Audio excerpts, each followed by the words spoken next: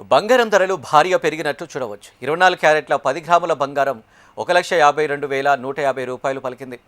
22 క్యారెట్ల 10 గ్రాముల బంగారం 1,39,471 రూపాయలు పలికింది. ఒక కేజీ వెండి ధర 2,32,640 రూపాయలు పలికింది. ఇక బంగారం ధరలు పెరగడానికి అంతర్జాతీయ కారణాలు అనేకం ఉన్నాయి. బంగారం ధర పెరగడానికి ఒక కారణంగా చెప్పవచ్చు. డాలర్ గడిచిన 6 వారాల కనిష్ట స్థాయికి పడిపోయింది. డాలర్ తగ్గినప్పుడు బంగారం ధరలు పెరుగుతూ ఉంటాయి.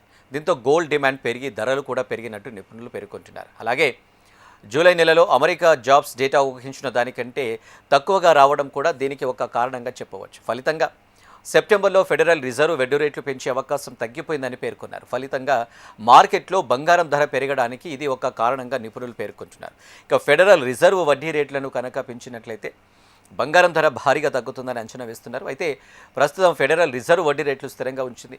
ఇక సెప్టెంబర్లో మరొకసారి మానిటరీ పాలసీ కమిటీ భేటీ కానుంది.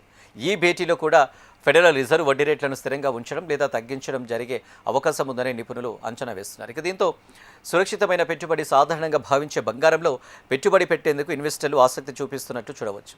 ఇక మరోవైపు దేశీయ మార్కెట్లో కారణాలను చూసినట్లయితే ప్రస్తుతం శ్రావణ మాసం ప్రారంభమవుతున్న నేపథ్యంలో వివాహాల సీజన్ కూడా ప్రారంభం కానుంది. దీంతో ప్రస్తుతం బంగారు ఆభరణాలకు మంచి డిమాండ్ మార్కెట్లో కనిపిస్తుంది. ఇది కూడా బంగారు ధరలు పెరగడానికి ఒక ప్రధాన కారణంగా కూడా చెప్పవచ్చు. ఇక దీనికి తోడు ఇరాన్ అమెరికా మధ్య కొనసాగుతున్న ఉద్రిక్తతలు తగ్గుముఖం పట్టాయి. దీంతో క్రూడ్ ఆయిల్ ధరలు కూడా తగ్గడం చూడవచ్చు. ఇది కూడా డాలర్ విలువ తగ్గించడంతో పాటు బంగారం ధరలు పెంచడానికి దోహదపడతాయని చెప్పవచ్చు.